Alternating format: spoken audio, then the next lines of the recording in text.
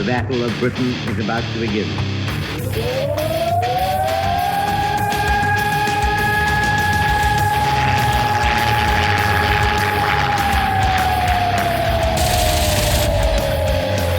right, we got extra up there.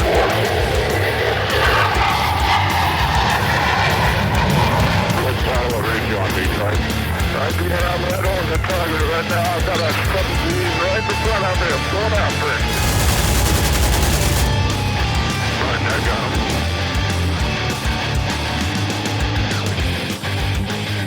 him. Welcome back to the Lead Pursuit Podcast. I just don't have a witty intro tonight because nobody cares anyway. But you know what?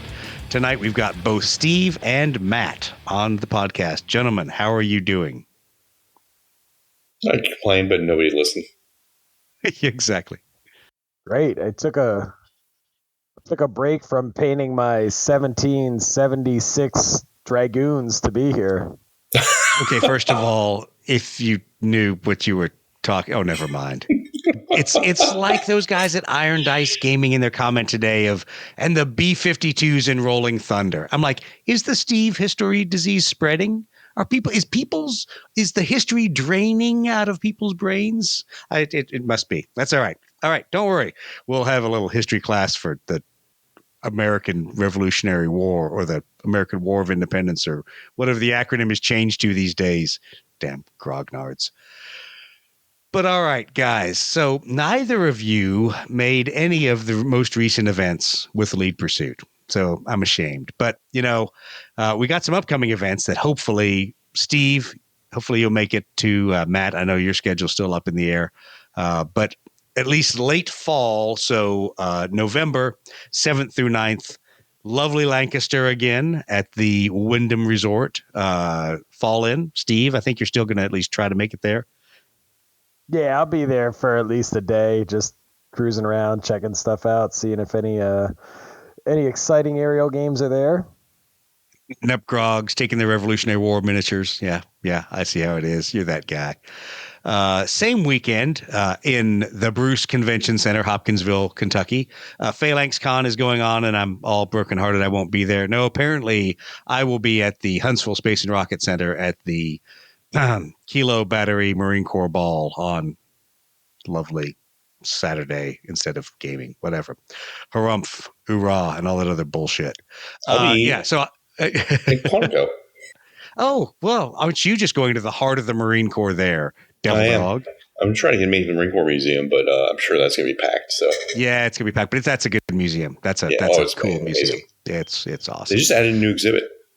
Ooh, which one is that? I think it's the GWAT one. Oh, okay. Interesting. I'm sure it'll have a statue of me there. But anyway, moving on.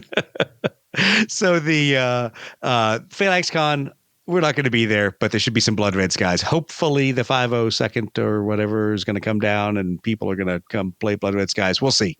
I need to talk to, no, not the Stormtroopers, the aerial ones. That's the 501st is the Stormtroopers, whatever. Star Wars nerd. All right. But more importantly, any other events coming up, please send us your information. We'll send you swag. We'll promo your events. There's a lot of things going on. I know Steve Gusky passed a couple events to me that I've forgotten the dates of because I'm a terrible host, but I'll get those typed in for the next set of notes. Other events. I don't think we have a whole lot going on other than getting ready for Adepticon 2026. Oh, that kind of scares me. That planning's coming up soon. Matt, are you going to make it? You going to join us for Adepticon? What kind of a non-committal shrug is that? I can neither confirm nor deny. Yeah, weak. I appear anywhere. Weak. All right. Well, let's all band together and shame Matt into going to Adepticon 2026, or buy his wife a week of babysitting so we can kidnap him. Yeah. Something like that. All right. So moving on from events, a couple other things. Steve, your Kickstarters have now delivered all of the models, correct? Awesome. Yeah. So all done. The base 8, all the stretch goals, all the special requests are all done. And I've seen some prints of those come rolling off. So those look pretty freaking amazing. Dude, that B-52 is like insane. I can't wait to see some of those painted. It's No, not insane. Intimidating. That thing is freaking huge. So yeah, that will be fun. Oh, you thought B-29s were crazy on the gaming table. How about some B-52s? That'll be fun. And along with that, so those Kickstarter models, not the B-52, of course, but a lot of those Kickstarter models are now up on the Lead Pursuit website for pre-orders. We're having them printed right now. And then that way, if you don't have friends with printers, a printer yourself, or somebody you trust to print stuff for you, feel free to buy them from us. It all goes to the beer money and to buy the beers that Matt is drinking right now. So, Matt, what are you drinking? Share with everyone your atomic beer. Oh, yeah. It is actually, I think it's Vorsteiner from a mug from the Los Alamos, or the brewery probably closest to Los Alamos Lab in Albuquerque, New Mexico, called the, was it Bombs Away Brewing Company. Bombs Away Brewing Company. Nice aerial atomic age. Brewing company. So I got to go check that out next time I want to go get some meth or get mugged or stabbed in Albuquerque. Oh, Not you'll that be I'm fine. there. I'll be fine. It was awesome the last time I was there. Not so much. But that's about it for new stuff that's coming out. So the Lead Pursuit website will have those models if you need them printed, minus the ludicrously large ones. I think it was what did we come up with? 25% of a bottle of resin? Was that the last estimate? 20, 25%? Yes. Yeah. Probably. So I don't even want to think what the cost of that's going to be right now. So a lot of money. Just make new friends. Make new friends with printers if you want one of those. Don't ask me to print one. All right. So, hey, let's kind of move on. We're going to talk about a lot of different things. One of the biggest ones tonight is we are going to talk about Stardust from Sublight Games. But first, we got to talk about at least a little bit of events and things that have gone on. So NashCon, several weeks ago, lots of fun. Neither of you were there with me, so I cried in my beer all by myself. Oh, wait, no, I wasn't all by myself. Thankfully, I do have friends. So it was a good time. It was busy. We had a lot of events that we were running. We were in Aeronautica Imperialis. That was a lot of fun because we hadn't done AI at NashCon before, so we drew in some people there. I also realized one of the problems was when we took the wording from Adepticon, which is a very stable type event where everybody shows up and they have armies and there's an expectation. NashCon had actually scared off people to say, show up with a 100-point list. People just wanted to show up and push models around and make pew pew noises. So lesson learned. Next time, say, hey, we're going to play Aeronautica Imperialis. Come over and join our table. Whether you have models, don't have models, or even know how to play. So some people thought it was like a formal tournament, even though it said it wasn't. So my apologies. We'll be clear next year that it's not a tournament and it's just fun. But it was good. We got a couple games in, a couple different maps. They had a big 4x6 map that, of course, Miriam and her frickin' croissants of death were on. So yeah, if you play against her and Necrons, then you know that it's no fun. But yeah, they had a good time with that table. BRS tournament. That was a lot of fun. That was a really good turnout. It pained me to give an award to one of my least favorite, I'll call him a friend. Eric Marino took first place. That hurt. That hurt to give him that award. Thankfully, I still owe him the plaque that actually says NashCon BRS tournament. I haven't sent him, so it's just a statue. Oh, you asked me that and I should know. Dang it. I've got it right here. I didn't bring up that window. Let's see here. What was he wasn't flying? it?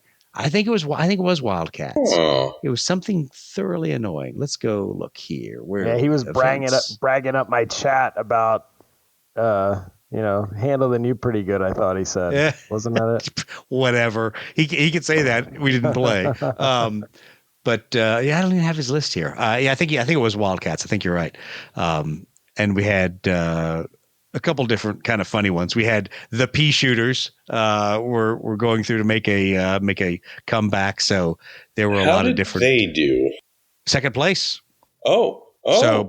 So mock the pea shooters all you want. I doubt I have exactly one for some reason to paint. Yeah. So those turned out well, and Connor did well. He used the C202s. Cool. And used those.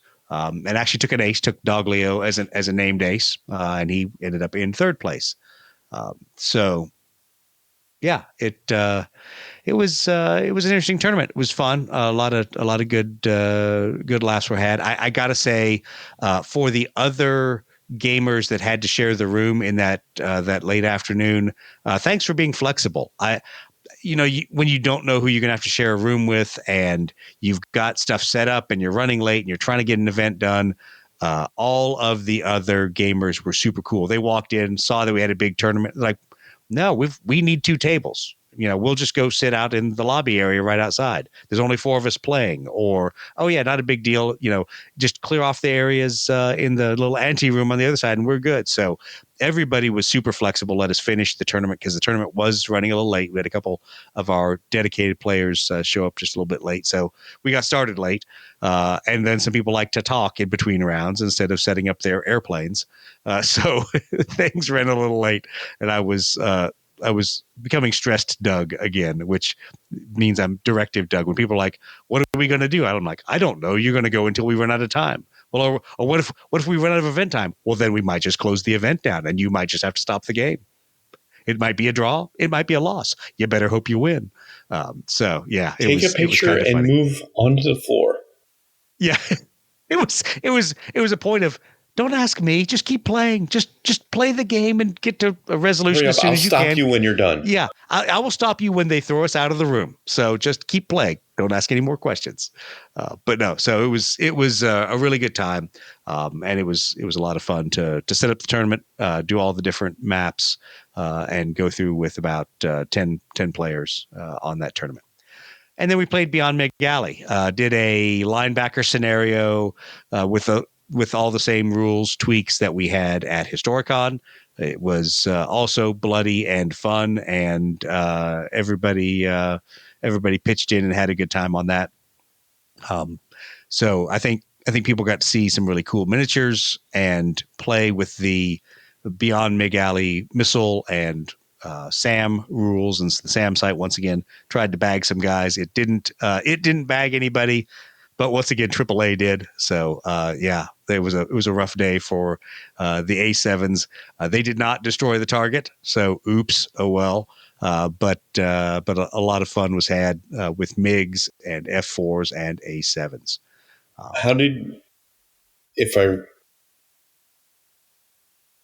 The SAMs, those were. How did that mechanic work? Because I think that's kind of new for a lot of people. So it is. If you think about it, it kind of is a long range anti-aircraft gun attack. Now there are some cards that we did not use because it didn't matter because there weren't any aircraft that would have interacted that way. Now, SAMs have a card like a missile, and it has a range off there, and it has a firepower value based on a variety of things. But SAMs also have traits like airplanes. So like an SA2 has a trait of strategic. What that comes into is it keeps it from doing certain things to aircraft that are not considered bombers. But it doesn't matter because we didn't have bombers on the table, so strategic trait didn't matter. But really where it comes down to is there's also a range window in there that there's about 12 to 18 inches where the SAM can shoot and none of your wild weasels can, because their range for a lot of the short range stuff is about 24 inches. So like the Shrike cards for the wild weasels was 24 inches. So when the SAM lit off, the wild weasels were all the way in the back of the strike package. And so they didn't get to take a preemptive shot. So the next shot that was taken was actually a shot at one of the wild weasels. It shot a preemptive or a reactive shot, and it shut down the SAM site. But that's fine. Okay. The SAM site did what it was supposed to. It knocked one of the aircraft, caused them to lose advantage, but not get shot down. And so basically it did what it was supposed to do. But it creates yet another layer because you have to decide, where do I put my wild weasel aircraft? Because if I put them all the way in the front, then the MiGs are going to get them. If I put them all the way in the back, then they're out of range. So there's some interesting options there, and there's other cards that we didn't play with. There's cards for low altitude attacks. So if you wanted to avoid the SAM, you could do your attack at low altitude. Okay. And that just requires that when you do those kind of attacks, obviously everyone's going to be disadvantaged in Beyond Mig Alley doing an air-to-ground attack. Mhm. But this one, you don't get to climb back up. You have to remain disadvantaged when you leave the target area. So it keeps you vulnerable to anti-aircraft and all these other things while you're doing those attacks. But there's a lot of cool different ways, but it allows you to avoid SAMs. But there's a lot of cool things that I'll pitch into that. So we still only played with a fraction of the total rules. There's a lot of stuff that's on the website now. Most of the aircraft cards are up there. The A6 is still not up there. I'm delinquent there. I've got to get the A6 up. But a lot of the other ones are up there. So go download the rules, play, have fun. I'm almost done with that project. Almost. Oh, that's what you think. Oh, well, no, I have to be. Got to move on to other projects. I keep being told I've got these other games I have to design. Steve, Brett, you guys aren't helping any on that. All the good ideas. All right. Vendor Hall was good. Once again, Sherwood Games was there, and they were selling a ton of stuff. They had a bunch of Blood Red Skies stuff. They had some of our 3D prints. There were a bunch of other vendors that were there. There was some really awesome printed terrain. Steve, you remember the company that was basically across Warlord from us? It was a father-daughter company over there that had a bunch of painted and printed castles. Yeah, they were also down there at NashCon, and I wish I could remember the some of their name. stuff foam Huscarl too? Games, I think, is what it is. What's that? Did they have some of the foam stuff also? They may have also had foam. They only had printed stuff with them at NashCon, but it was impressive. Cool though, man. Those castles are really they had some neat. and I stood there and talked to them for a while about just the modeling and how they scaled that and printed that, and we may end up using some of their terrain. I'm trying to see if I can get some of it reduced from 28 mil scale down. And use it for a couple things, but it was cool. It was some really good, really nicely printed terrain and nicely painted. And that's the nice thing is it's all done and ready for you right there. You know, sure, it's not cheap, but you've got all your terrain ready to throw on the table, and they're cool castles, keeps, city villages, stuff like that. Let's see what else was really important. Nice too. The paint jobs are really nice. The paint jobs are really nice, and that's the thing I got to say is that they really they stand out on the table, and it's worth the investment. I think it was Huscarl Games was the name of it. Vendor Hall had a lot of other stuff. There's a lot of repeat visitors there. The what do I want to say? The flea market was full of fleas. Movie and sign guy. No. Movie and sign guy wasn't there. No. I think he only does the northern HMGS stuff. He doesn't do the southern ones. But the flea market was full of fleas. There actually was some really cool stuff in the flea market. I picked up a few things actually, and a couple people picked up things for me, which was funny, and gave me a few humorous Grognard gifts. I will always accept those. But the hilarious part of it all was I walked through there wearing my Grognard Rendition T-shirt, hoping to make people angry. And sadly, all I did was run into people that are like, "Oh, wait, you're the guy from Lead Pursuit." Yeah, I listened to the podcast. To which I had to give my people do. And I always give the same response. I'm like, "I'm sorry, you have nothing better to do with your day. You really should pick up a better hobby than listening to us." No, but and are they like long haul truck drivers or something? Exactly. I'm like, what do you do that is so boring? Yeah, wow. They have reached the end of the internet if they got to us. So please, if you're listening to us, find something better to do with your time. You could listen to a masterclass on basket weaving. I think that would be more productive. They could have learned another language by now. You could, with all the time you've wasted listening to the Lead Pursuit, you could have been productive and learned another language. I mean, think of all the things we could have done in the time we've wasted talking to each other. I'm not going to go cry. I'm going to go sit in the corner and cry. What a failure I've become. No. So the flea market was good. I picked up a few things. I did not pick up any new armies. There was quite a few miniatures for sale there, which was cool. There was people that had 3D prints there as well. So that it was pretty neat to walk through that and kick around and see what you could find. And as usual, our brother from Aerodrome, Mark Rukas, was there. So Mark and I hung out and we had a lot of chance to talk. And I really feel good because my Taxilla Coil crew went and played Aerodrome and got addicted and really enjoyed it. And I had to Good. laugh. So I said, congratulations. Now you see why all of us really enjoy Aerodrome. I think half of the fun is Mark as the game master pushing everyone along, but it is also a fun game. And I think I prepped them properly. I set Rick and Miriam down. I looked at them. I said, it's a parlor game. All of your enjoyment should be from frustrating the people across the table from you and making them choose the wrong maneuver. You don't actually have to shoot them down, just frustrate them. And they did have a couple of the try hard players there that were at their table. I feel like that really plays to that group's strengths. Yeah. Yes. With I them, just have to be annoying? Great. Yeah. Rick Not is all that about you're that annoying. one. Not that you're annoying, but Rick Yes, knows what I mean. Rick, you're annoying. That's exactly what he's doing. No, it was definitely in Rick and Miriam and Connor's lane, so they had fun doing that. Oh my God, I can't believe it. I would love to watch Connor play that. Yeah. I didn't. I forget what I was doing at that point, but I wasn't. Yeah, I wasn't in watching them play. I think I was playing something else. Who knows? Okay, so that was NashCon. Good time. Seemed like had a lot of fun with Blood Red Skies and a lot of other stuff. So always a good time to be there. And thank you to the team up there, to the NashCon team, to Brian and everybody who always rolls out the red carpet for us. This time they gave us an entire room for a day and a half, which was kind of frightening. But thank you very much for that and the ability to set up our stuff and operate out of there as the Lead Pursuit podcast, doing Blood Red Skies, Aeronautica, and a bunch of other stuff. So it was a good time. All right, moving on. This has kind of been the week of space fighter games for me. I don't know about you guys, but I've been reading rules, catching up on stuff. Some of it did start kind of at Historicon, having played Squadron Commander with Pat and going through seeing how that game has changed. Let's see, Void Fighter came out in August, end of August. Picked up a copy of that, have read through the rules, have kind of laid things out, but I haven't played a full game yet. If only I knew someone on the podcast who also had a lot of little space fighter airplanes that I could convince to play it. Pat looks all innocent. Who, me? I mean, I don't own way too many minis of space fighters. Not too many, just enough, right?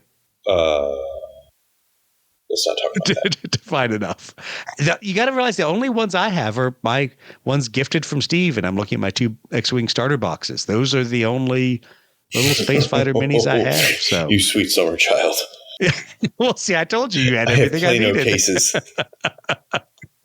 You, my friend, have a problem, but it's a good problem to have. If I could ever get you to a game store. That's the actual problem. That is the problem. But Void Fighter seems pretty interesting. So I would say a frustrated X-Wing player, obviously. If you have not looked at the rules, there's a couple things that will make your head hurt. And it's okay. It's like Blood Red Skies in the fact that there's certain things that are just going to be super generalized. And you just have to accept it. There are 3 weapons in the game. There are guns, torpedoes, and mines. And that's it. All guns are alike. Some guns shoot out other arcs. Some guns are turreted. I honestly thought you were going to say some guns are more alike than the others. Yeah, exactly. Some guns are more important than others. Wait, no. But yeah, there's not a lot of weapon types, but weapons can have different firepower values depending on how many points you spend for the fighter or how the fighter's designed. And it's a super generalized game because the intent isn't to have a dogfight of 2 airplanes versus 2 airplanes for 2 hours. The intent is to have a 12v12, to have gunships, corvettes, some of these other larger craft in the game, and still be playable and not scale improperly such that the corvettes show up and kill everything. But it's very, very stylized movement. It's basic move forward, turn 90 degrees, and then there's a couple other maneuvers to allow you to do side slips, Immelmans, things like that. But it's cinematic movement. So that's the nice thing. It's not vector based. It's all cinematic. But it does feel limiting when just having read it. We'll see how it plays. It may not be as limiting in the actual play as it seems. But once again, it's at least straightforward and simple. Steve, I know you looked at the rules a little bit. What did you think, just in a quick top level view? So I think one of the biggest problems with space fighter games, and we'll touch on this with Stardust too, is that I feel like they're really overcomplicated for kind of like no reason, right? Like Yeah. I don't really understand why people do that.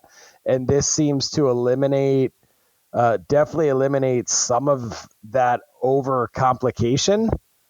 The one thing I don't like about it is I'm not a huge fan of games that have like different types of dice, right? And this one, it's like you need, I think, like a couple D6, a couple like It's the multiple types of stacked dice, series, right? so you need generally two of everything: 2 4s, 2 6s, 2 8s, 2 10s, and But I'm definitely curious to see 2 how it 12s. plays. I like that you can play it with any type of, fighters. I think that's cool.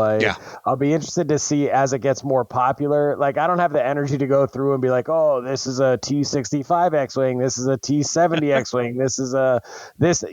I'm sure there's going to be people that are going to be like, this is how you stat this. This is how that's all going to come out. Like, people are just going to make that stuff and everybody's going to use it. So as the game gets flushed out, I'll be excited to see where it goes for sure. I like the idea that there's only 3 weapons, because I think the thing that frustrated me about X-Wing was the number of like weapon combinations. So if I tried to play like with someone that was maybe a casual gamer, if I didn't give them like a set list with like proton torpedoes or whatever, they would sit there for like an hour of potential playtime trying to decide which weapons to optimize with, like to figure out their list. And I was like, okay, you can't do that. Like you've got to come with either a list planned or just let me build it for you. And that became the game to me, was the like list meta and like weapons card combination. So this kind of sounds really cool that that's not the focus of the game. And there's only 3 ship types as well, right? Exactly. So yeah, it's you're going to fly snub fighters, you're going to fly gunships or corvettes, and corvettes can be carriers. They can carry snub fighters with them. There's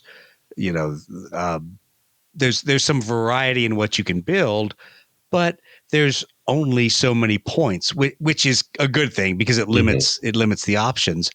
But all of your snub fighters, unless you really strip them down, are going to fall into a fairly generic series of categories. Systems and traits will vary. Some will have shields, some will have an ability to repair themselves with like an astromech droid, stuff like that. But you're not going to get the wide variety that you might in some games like X-Wing, where there's a lot of weapons that have different secondary effects and different ways of doing damage, and it's not that way, which is good. I think the good thing, but the confusing thing is there's always an opposition in all the roles. So one of the things that Rick complains about in like the role-playing game version of AI is there's a difference between an opposed role where you're competing against another pilot or another person versus just a skill check. And are you rolling low? Are you rolling high? Are you trying to beat someone? Because for people who haven't watched Taxilla Coil or haven't seen the RPG version of Aeronautica, if you're just doing a skill check, lower is better. You're trying to roll under your skill level. But if you are doing an opposed roll in that game, you add your skill level to your die roll, and now you're trying to be the highest roll. So it confuses you in a sense meta-wise. You're like, what am I trying to do here? You don't have that in Void Fighter. Everything is a roll against another set of dice. The question is anything added to that? Sometimes it's the universe is the other set of dice. So you're always going to take what they call either an opposed roll where your opponent rolls against you, or an unopposed roll where your opponent still rolls against you, but they aren't rolling for themselves. They aren't adding their pilot skill. They're not adding any racial abilities or squadron traits. They're just rolling for the universe to try to screw you over. And if in that case the universe wins, something bad may happen to you or less good may go on.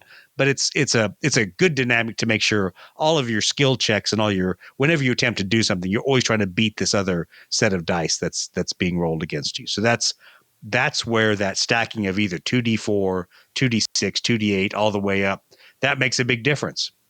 Because if your firepower is very light and you're shooting a weapon that's 2d4 and your enemy has armor and a defensive rating that is 2d8, odds are you are not going to roll above them and win.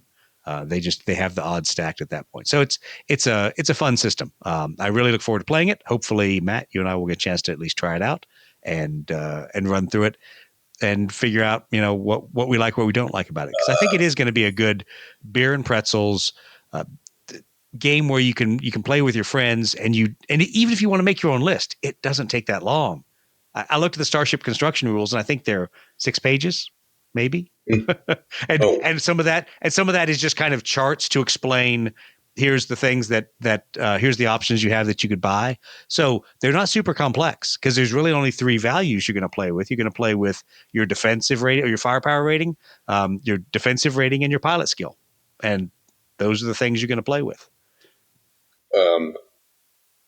Correct me if I'm wrong, were there not potential STLs in support of the game at one, or that was at least talked about? It's been talked about. There are 2 different series of models that they reference, and those companies, there are STLs you can get from them, but they are not.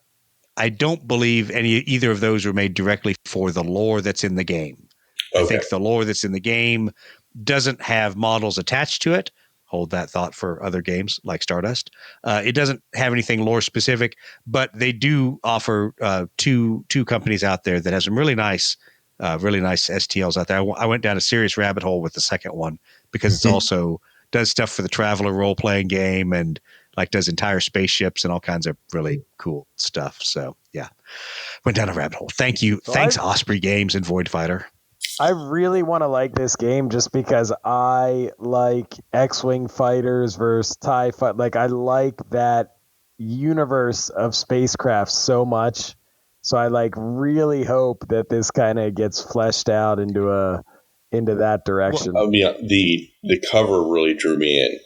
That spacecraft they got on the cover, I'm like, oh, that's something I like. I liked the cover, and here's why. It was a very diesel punk kind of spacecraft on the cover. And so I liked it because the aesthetic.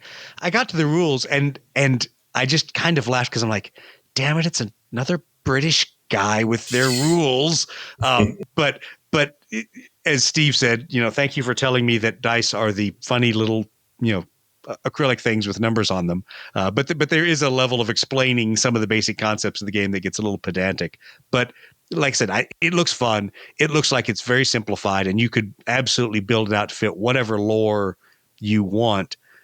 Ironically enough, I was reading the kind of the unofficial history of the the Traveler role playing game, and they talked about there that one of the things was it was originally designed to not necessarily need to have any of its own lore. It was supposed to be bring your own. And the author's point there is sometimes that's hard for games.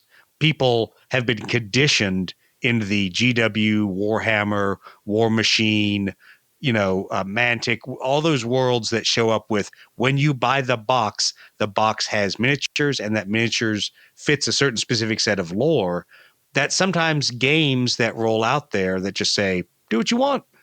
People don't know what to do. They're like, but how do I pick a starfighter? How do I pick a force? How do I optimize the game? So I will be curious because I think it has, while it has some aircraft already in the rule book, actually has a lot of aircraft in the rule book that you can kind of look at and you say, oh, that sounds a lot like this sci-fi TV series or movie or whatever.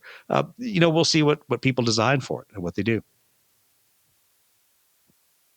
All right, moving on to a game that I think is a hell of a lot more fun, but I'm kind of biased. Let's talk about Stardust.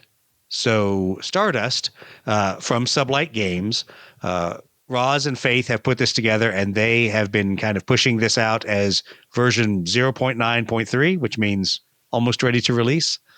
And I played it last night, and I'd played 2 years ago. God, was it that long? Yeah. 2 years ago.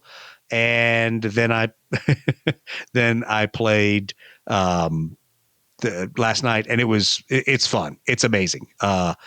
The game is crunchy, but it's not. There's a lot of options.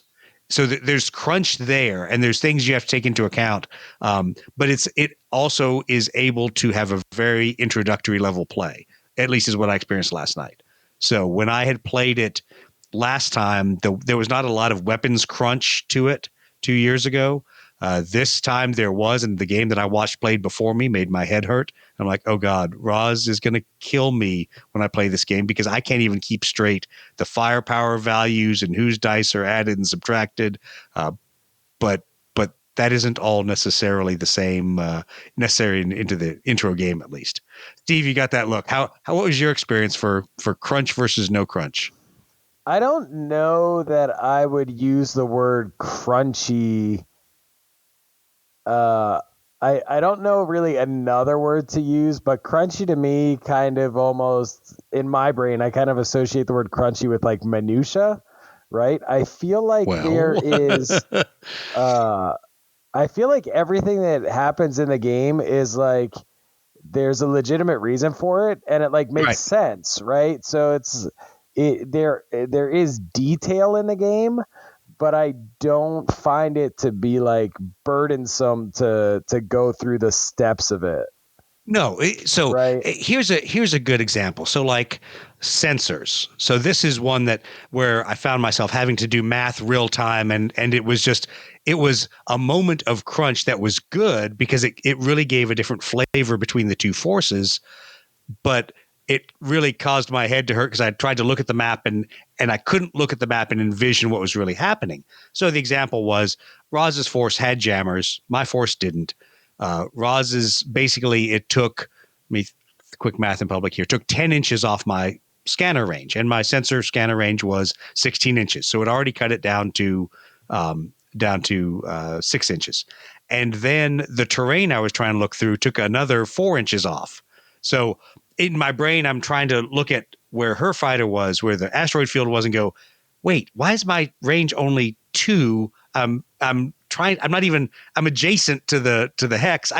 You're saying I can only see one hex beyond the asteroid field. So when I say crunchy, that's where I was having a hard time because they're simple effects. They're not difficult effects, but because they all stack on each other, you say, oh, you've got ECM, it does this, and then it's just you figure that out. But it is funny how that snowball effect can happen with stuff, right? And that's not like unique to that game. It's kind of like a lot of games have that effect when you start like layering all those modifiers.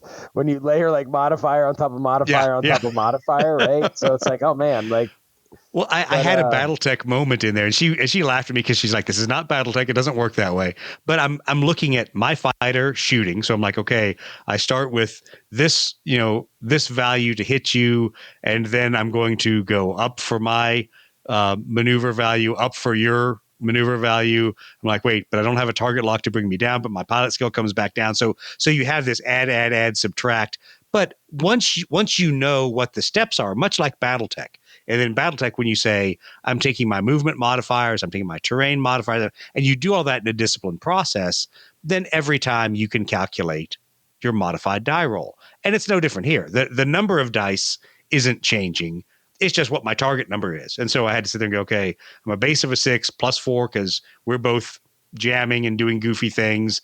And then -2 for my pilot skill. Okay, now I know what my target roll is. And then you can go do that. It is dice heavy for some of the factions, which I'm not saying that as a negative. It's interesting to go from games like Void Fighter that are not dice heavy back into a game where some of the factions are rolling 8 dice, 9 dice, whatever, when they're shooting. So something to think about if you don't,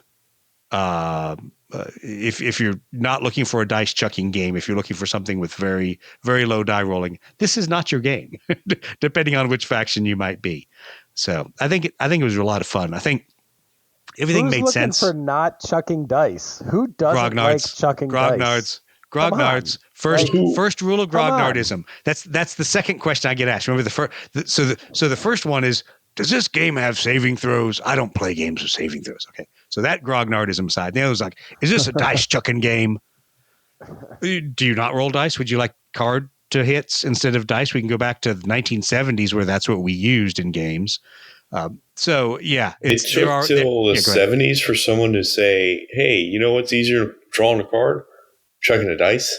You didn't know that, really? No. Yeah. Oh yeah. There were yeah. So and here's a little trivia for you. So in the blue box Dungeons and Dragons, the Holmes edition of Dungeons and Dragons, they could not make dice fast enough. So they put in random draw pull chits. Wow. Because they couldn't make dice fast enough. Now you think of the world where I could just go 3D print a set of dice if I really wanted to. Well, and then I could also make them all roll whatever I want. But yeah, so there are people that do not like, quote, dice chucking games. They associate that with Warhammer, and they complain the more dice you roll. Whatever. If I want to go back to rolling 2d6 on a CRT, I would go play an SPI or Avalon Hill game. Anyway. So here's some other cool things you may not know there, Steve, about Sublight. I was talking to Roz tonight, and she said, you know, one of the things that always concerns her or concerns a lot of people about any game that's going to go to Kickstarter and people are going to throw their money at and it's going to get delivered. They're like, well, what happens to the rest of the game ecosystem? You know, am I going to buy this game? And maybe my friends, we might play it a couple times, but is there anything else? Roz says that there's 4 other expansions already done. So once the clock starts and the Kickstarter happens and games are delivered, they are going to be on a regular drop for at least the next year to a year and a half-ish of content. So that's always a good thing, that at least you know there's going to be more expansions, more cool card decks and things like that to go along with the different forces you have. Yeah, now, here's a tidbit. Go ahead. Here's a tidbit I'll throw out to you. I actually got the green light to design a space fighter. So geez. Does she know you don't know the first thing about modeling? It's going to show up with like the pylons upside down. I don't know what I'm going to, I'm kind of like kicking this around in my brain, what this thing is going to look like. Because all of her ships Roz, do you know what you've done? They have like a kind of modern jet / space fighter vibe to them, right? They do and they don't. So there's 2 that are in there that I saw last night, and I need to go back and see which faction they're from. They kind of have an Atom Punk kind of 60s sci-fi to them. But yeah, I mean, one of them I looked at, I'm like, oh, look, it's an F-14. What did teaser ago? Yeah, you had to put a swing wing jet in there. I like that one. I like that model too. I was really like, damn it, I don't get to play with that model. I got to play with the other models. Yeah, I would very much like to paint that one. There's definitely an aesthetic there. So you'll have to break that, Steve, and put Space B-52s or something in there. Yeah. The space buff. So the cool thing is there's a lot of stuff coming. There's already a lot out there. So if you go to Sublight Games, go to sublightgames.com. They've got the Stardust page there, also conveniently stardust.sublightgames.com. Links will be in the show notes for the podcast, but you can go there. You can download the rules. You can also get on the Discord. You can get an invite from the Discord to play on Tabletop Sim because they've already got a Tabletop Sim variant out there. I played on it last night. It was funny because I hadn't played Tabletop Sim in about 6-8 months, and I'd already forgotten all the controls, so I might as well have been fumbling. But it, once again, I thought it was fun. I thought the movement mechanics are still good. Those haven't gotten broken in the last 2 years. That's always one of my fears, is that as people add all of this other cool stuff in there, how do airplanes or space planes fly? The space fighters are still cool, could still do some cool maneuvers. I got to fly a super maneuverable one last night. Not that it helped. We still tabled each other on the last turn. But a lot of that stuff, a lot of that maneuvering and all that is still there. So it's still a lot of fun. Has sensor rules, has ECM, all kinds of cool different stuff. And the way the initiative works with being drawn from a deck of cards is kind of interesting because I had never gone through and had any cards or any traits that modified how the initiative deck worked for me. And so this time I did. I had an ability to discard high and low cards, redraw cards, and try to really pick out where I would be in the initiative order. So that was a fun tweak to the game. And once again, there's a bunch of different squadron abilities, faction traits, etc. that are in Sublight, in Stardust by Sublight Games. Anything else, Steve, that you saw while playing it that you thought was really cool?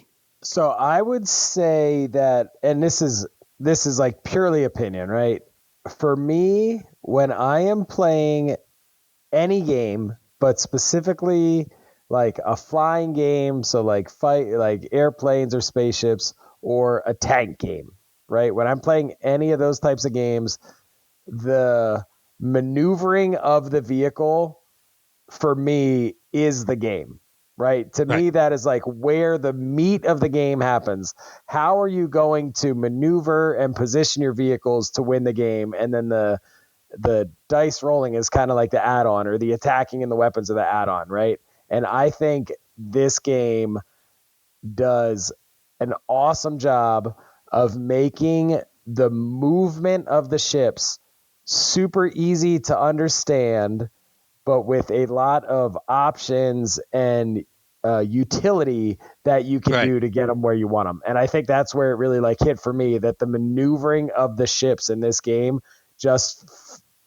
it felt good and fun, but it also to me felt like, oh, I'm flying a spaceship. I'm not playing like Wings of Glory with spaceships. I'm not playing Blood Red Skies with spaceships. I'm not playing, Check Your Six with spaceships.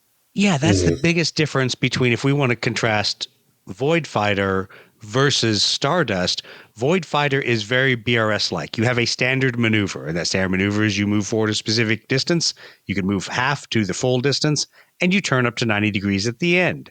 It's very canned, and you have some other maneuvers you can do, much like Burning Advantage. But when you get to Stardust, it's very freeform, and you have vector movement when you exceed a certain speed. So every craft has a flight control rating. When you exceed that speed, that for me was, my flight control rating last night was 11. So if I went over a speed of 11, then all of a sudden I am no longer in cinematic movement. I am in vector movement. Now, when I played 2 years ago, I didn't care. I said, whatever, I will gladly end up shooting myself sideways off the board because I can't manage my thrust vector. But this time I chose to stay below it, and you still have a lot of options and still a heck of a lot of fun. And you don't feel like you're just moving this slowly iterative, I'm going to move and turn and move and turn. You've got an ability really to make a complex move. I'm going to go over, turn around behind this asteroid, and change heading 180 degrees and do stuff that you wouldn't normally see in something like Blood Red Skies or a lot of other games. And I'll pick on Pat. It has more maneuver than you will see in Squadron Commander. I really felt also that the vector, I am obviously like personally not smart enough to do this. And in the one game I played, like I didn't manage it, but I could also see ways that the vector-based kind of like Newtonian physics, right? You could actually, if you got really competent with the game system, you could use that to your advantage and set up like really crazy, like tailing shots and like all kinds of like neat stuff by using those. I don't know, what would you call that? I guess kind of like almost like an off bore sight shooting type deal where your plane's going sideways. That's what I tried to do 2 years ago, and it worked, and I got a great shot, and then I flew off the other side of the board. But it's one of those things that, you can do some cool things that you're now traveling at high speed in one direction, and you're turned 90 degrees, still using your cannons, because the cannons have about 120 degree arc that are on there. So it's not a full forward weapon, and it's not a constrained 60 degree hex side. It is a hex based game, but it's still, you have a fairly wide forward arc there. So the other thing, just to kick in here, that just crossed my mind again too, that is neat about it is clearly written, and I like confirmed this with Roz talking to you about it. It is clearly written for tournament play, like with tournament play in mind, right? And right now, there really isn't a space fighter tournament game out there. Like there's not. And the way the game plays, I could see a tournament running very much like Blood Red Skies, where you're looking at like 45 minutes to an hour round, playing three games in 4 hours. Really cool list building mechanic, right? So I feel like it really does kind of scratch an itch for me of where I want a space fighter game to be, and I'm just really curious, like really how this moves forward. Yeah, it will be interesting to see, because Roz and I have had a couple discussions about it specifically for how do you build a tournament community that isn't a bunch of dickheads. How do you build a tournament community? Don't use Blood Red Skies as an example. Are we freaking working miracles? Or are we designing games? What are we doing? Exactly, here, right? exactly.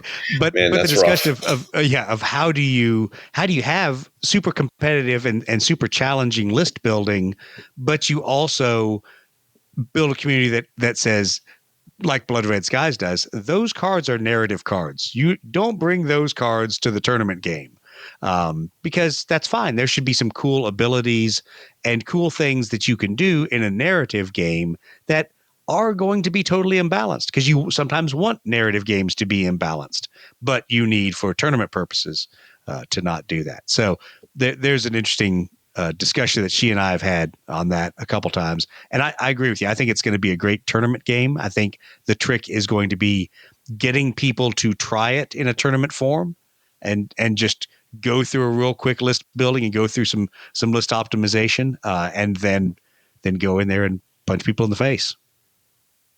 Yeah, I really want to get more time with it, and I would really like to just play. Well, it's weird. Like I have tabletop sim, and so games, do you. right? Oh, that's true. Yeah, we could hop on there.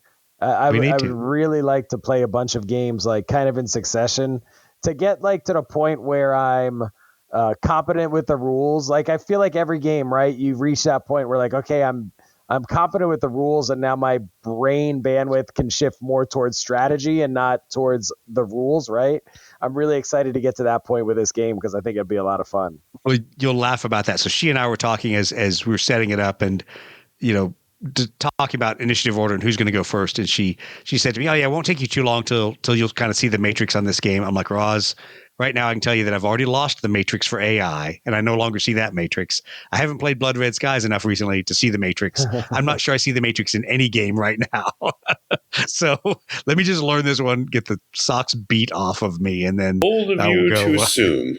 Yeah, bold of you to assume that I will see the Matrix after a game or two. But yeah, you're right. It's one of those things that it's a game I want to play, because right now I want to try some other factions, because it was cool to have a low number of dice, high probability of damage weapon. And now I want to try some of the other weapons that have more dice, lower probability of damage, whatever, just see how it changes your tactics and what you do. So, but I think it's a lot of fun. And I think if people want to track it, absolutely go out there to stardust.sublightgames.com. Kickstarter maybe by the end of the year, is what Roz said. So and we'll see. Most of it is going to be like print and play, right? All the cards are designed to print at home. There's going to be terrain designed to print at home. There's going to be ships designed, not just, when I say print and play, like not just 3D print and play, right? Like flat paper print and play also, if you want to go that route. Right. Yep. So I'm feeling like people, if you're listening to this podcast, you have an interest in flight games, right? I feel like you really need to go check out this game, because I think it's a good one.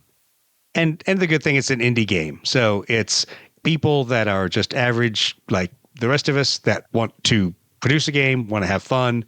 It's their hobby. It's not their business, in the sense, or it's their business, but it's not their full-time job. So go out, support them, and have fun. It's not putting money into the evil empire of Games Workshop. Not that I do that. Oh wait, I've got to go buy some GW stuff tomorrow. Shit. There goes my money. All right. Anything else about Stardust? I just want to say I did see, it was NashCon 2 years ago, the miniature design. I thought those were really awesome. That was the big pull for me. And then watching you and her play, it did look like something that was, unfortunately, I didn't get a chance to play myself. But, when we were at PAX River. Yep. Yeah, PAX River, that's right. And really excited to see that come out and see where it's gone from like that very like rough early stages to where it might be now. Absolutely. Yeah. Well, you should jump on Tabletop It's Sim. Really good. Yeah. It's much improved for sure. Yeah. It is. Jump on Tabletop Sim because the wife can't yell at you then. Well, she can still yell at you. But Bold of you to assume. bold of me to assume that the wife can't yell at you. Put the child to bed. Let the child get to sleep and look at your wife and go, honey, go watch your reality shows. And I'm going to go punch Doug in the face virtually. You know that's not true. Doug just wants to beat me up on a I need another game to beat somebody up on. Yeah, exactly. It's not a little propeller airplane game. It's now a spacecraft aircraft game. I got to punch you, but that's all right.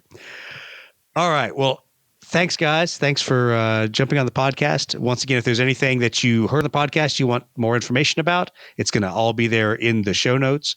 Or you can always go head over to our website, leadpursuit.net, hit the contact form, and drop us a line. Drop us a line on social media. Drop us a line on YouTube.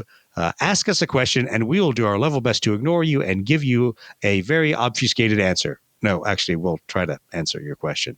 But yes, once again, amongst all the other things that we have to do, we'll try to get you an answer. And hopefully we'll see you at some events here in the next few months. I'm going to save you all a bunch of time. The answer is going to be, it depends. God, you just totally ruined my life.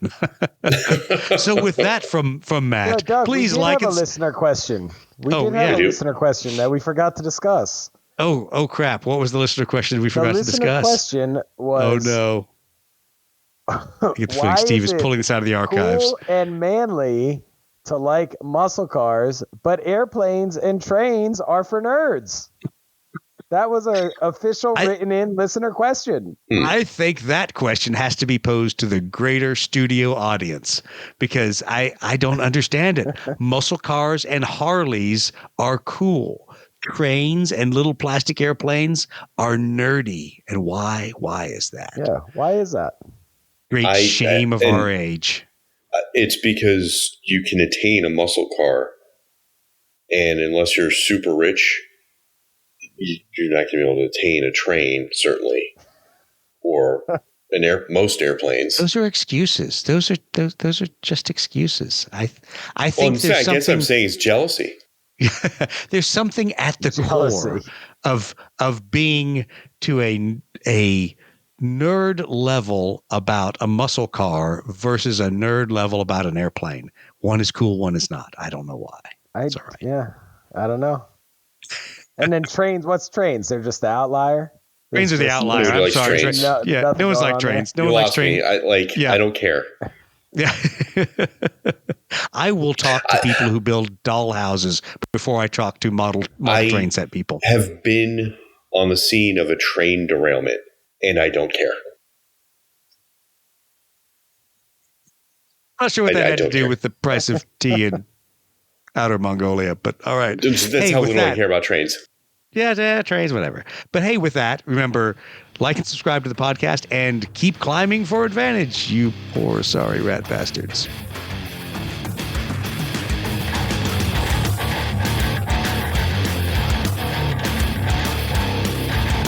I need mirages. Oh, you know what? Here's another thing. I think there was one in, maybe not in the anime, but in the manga for Area 88. Because the Israelis bought some. What is manga? What's the difference? Manga is the comic book and anime is the TV show. Oh, I thought anime was just the book, too. No, it's manga. Oh. Yeah. Anime stands for, like, animation, I guess, right? What type of nerd? Oh, wait, train nerd. Okay, never mind. We've gone down this road. He's the wrong kind of nerd. Yeah. I don't do I'm not an Asian nerd. I think that's what I'm talking about.